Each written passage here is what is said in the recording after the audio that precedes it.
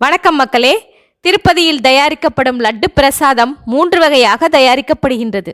இது ஆலயத்தின் உள்புறத்தில் கொலுவிருக்கும் சீனிவாச பெருமாளின் தாயாரான வகுலாதேவியின் பார்வையில்தான் தயாரிக்கப்படுகின்றது. முதல் வகை லட்டு ஆஸ்தான லட்டு.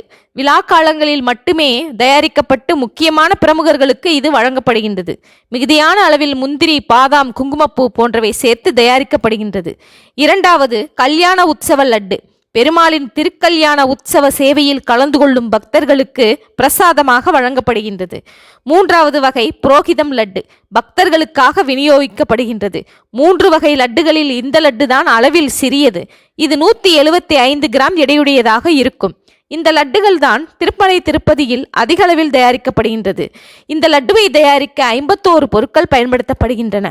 பசுனை, கடலை மாவு, சர்க்கரை, முந்திரி பருப்பு, உலர்ந்த திராட்சை, கல்கண்டு, ஏலக்காய் பயன்படுத்தப்படுகின்றன.